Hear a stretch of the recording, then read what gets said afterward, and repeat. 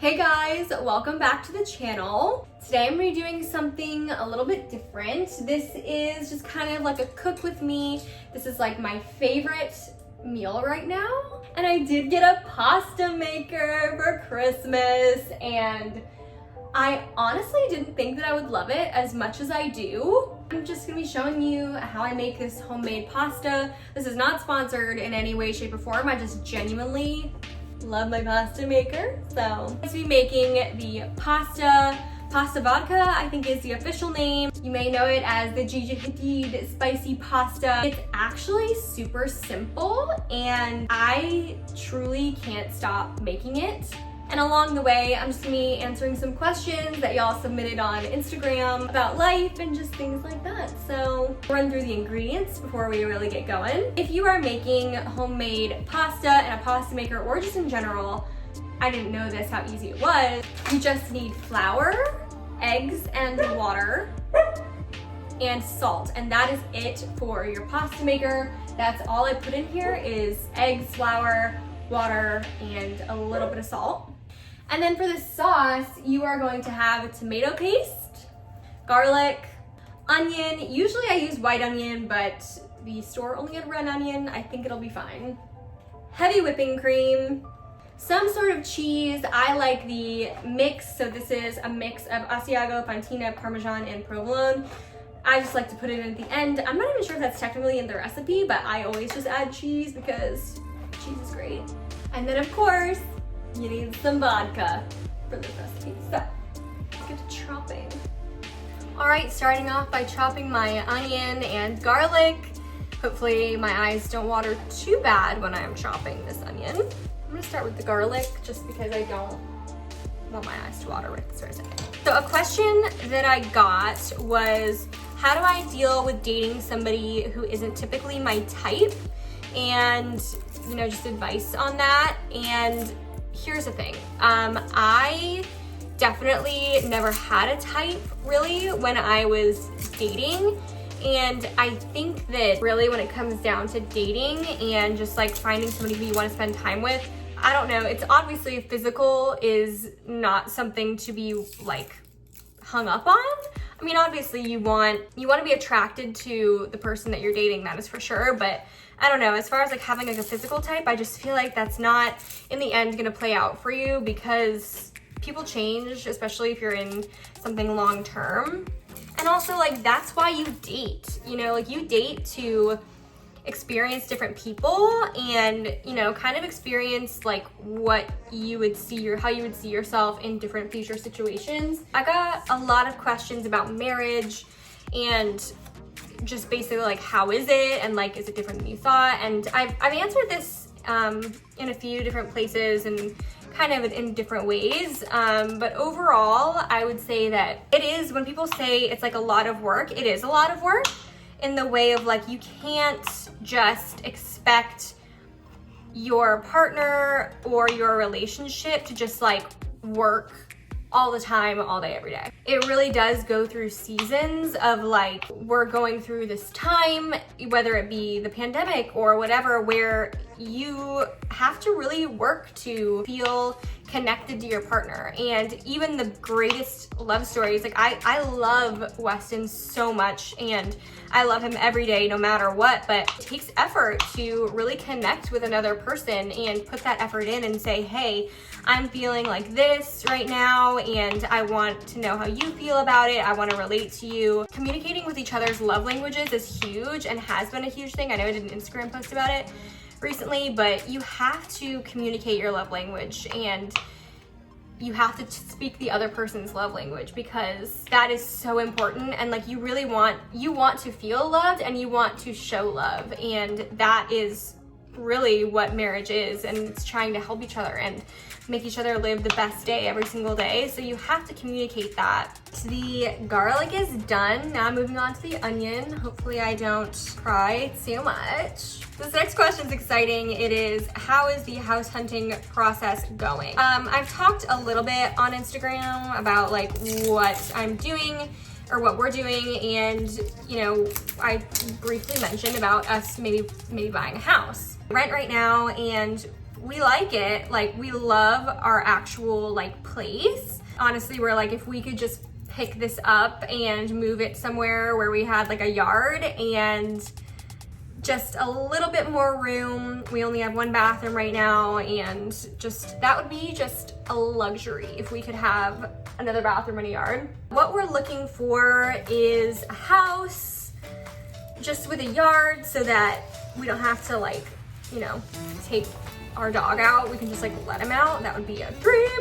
And we're actually thinking about doing something along the lines of like an older home and doing some remodeling, like buying the home as kind of like a fixer-upper and then doing our own projects.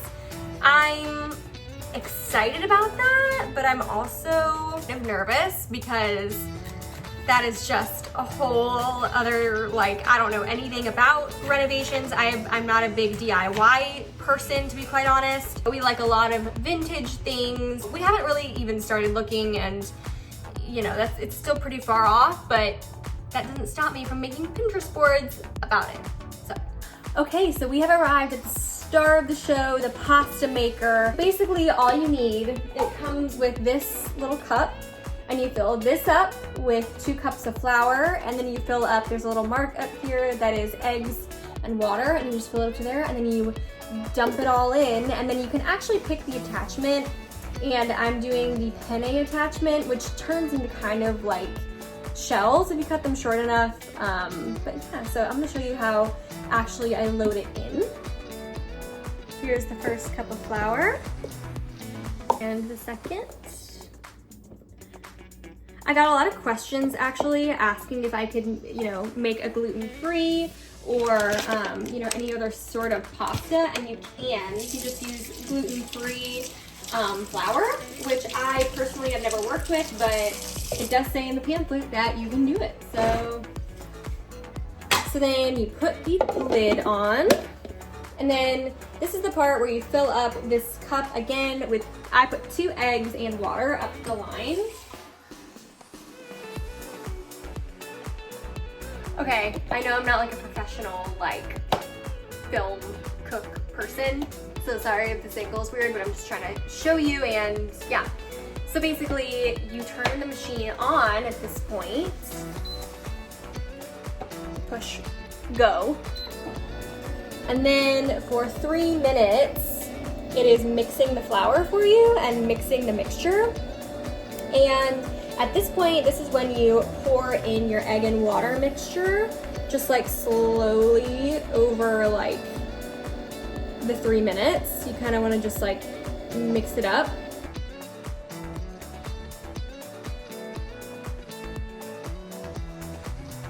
The dough doesn't look as wet and like together as you'd think it would. It's actually supposed to look this crumbly. Here we go. Oh, I need a plate. The pasta content, you'll love it or you hate it. So you just kind of like wait for the pasta to come out, and then you cut it off with a knife.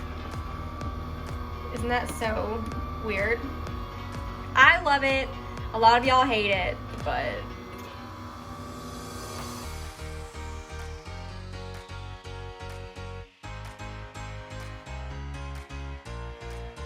okay, so while the noodles are coming out and I'm just cutting them, I'm gonna answer another question. Megan's wedding is coming up. Are you excited? I am so excited. Megan and Whit truly deserve like the wedding of their dreams after the year that they have been through. I mean, after the year we've all been through, I'm just feeling like I need just something good to happen for somebody, and I'm really hoping that it's this wedding. And it's obviously gonna be not exactly how Megan pictured it her whole life, just due to COVID. You know, there are gonna be certain things that, you know, it's gonna have to be smaller, and you know, there are gonna be a lot of like precautions and everything. But I think that we're at a point now where like we want it to be this moment that feels so good, and like we're all ready for that. And I'm very excited because I think no matter what, we're like, listen, the wedding is happening. It's gonna be beautiful. It's gonna be exactly the way it was meant to be. And Megan and Whit really love each other, and I'm just so excited that that it's happening so soon. What am I doing in recovery? Well, the fact that I am able to make this pasta and know that I am going to be okay with eating it, huge win.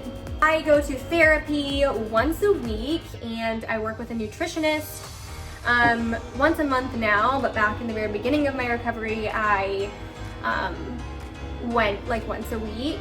And you know, it's tough, but man, it is worth it. Like I try and compare like where I was, you know, 6 months ago, and it's been really nice to kind of see how far I've come.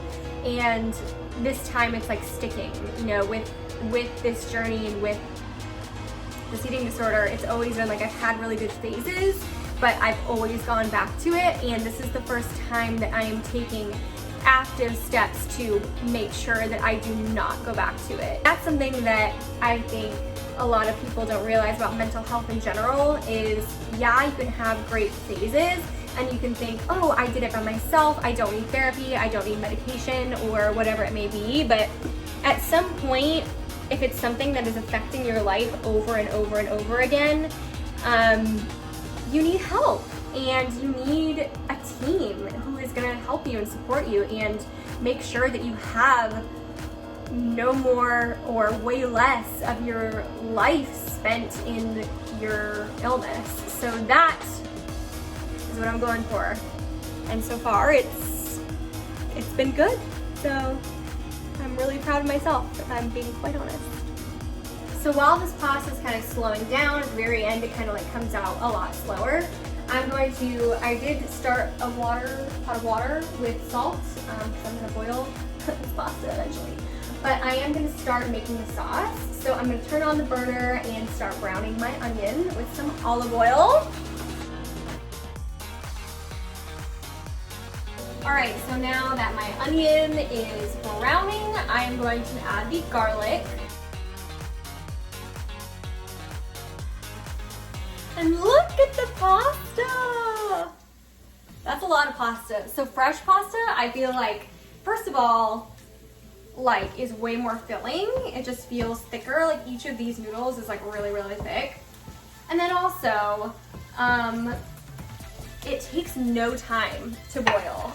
It takes literally like 2 to 3 minutes to get to the right eating like softness because it is fresh. So you just gotta keep that in mind, that it takes like no time at all. Now it's time to add the tomato paste. So I'm positive a lot of like you chefs out there are like cringing because I'm like not following a recipe. I know in general what's up, and I feel like I can tell what it looks like. And so I like to put like 1 big spoonful of the tomato paste in here, and then you wanna mix it up until it gets a little bit more like liquidy and like a darker color. Here's like a closer view. See, it's starting to like really all combine. It's starting to get a little darker in color. This is literally my favorite part. The heavy whipping cream. See, as I mix it up and kind of like get it all together, it's really turning that really pretty orange color that you want. Next, I'm gonna add the vodka. So I am gonna measure the vodka because that is something that I don't want to overdo. And it is 2 tablespoons. 2 tablespoons, so 1, 2. Like I said, this pasta takes like no time to cook because it's fresh. I'm just gonna make it all, even though I probably won't use all of it, but leftovers, you know?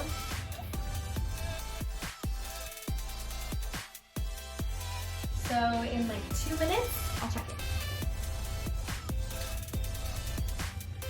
Perfect.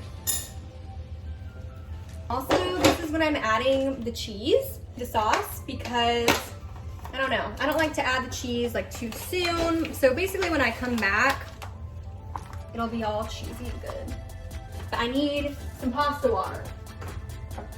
There's something about the pasta water, I don't totally know what it does, but like apparently it like makes the sauce like adhere to like the noodles better or something. So, but I always forget to reserve some, so before I drain it. And I remembered this time. Right. Look how much pasta that is. That's a lot.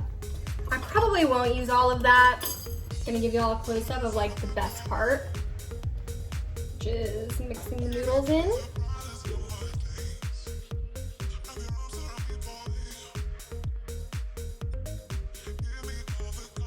Need a little bit of the pasta water.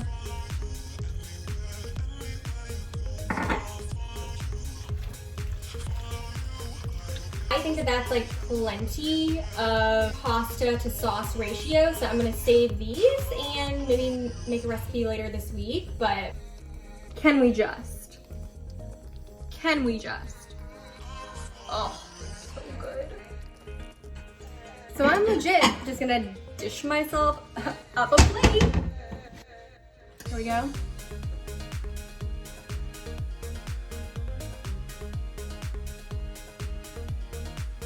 I mean, I think this is my favorite food. I'm not kidding. I think this is it. So I hope you enjoyed this make pasta with me. Just kind of a fun little chat. I hope you enjoyed it. I'm sorry, I know I'm not the best like film person when it comes to cooking and filming, but I did my best. This is so easy and so good. Definitely try it. And if you're interested in a pasta maker, I love mine, obsessed with mine. You saw how easy it was. I'm gonna link that. It is a little expensive, but I mean, I've used it so many times. It is so good. So if you like this kind of video, let me know, because I cook a lot and I would love to share other recipes that I go to and things like that. So if you liked it, please let me know, because I definitely am open to doing another one of these videos and hopefully learning how to film it better. But cheers, and I'll see you guys next time.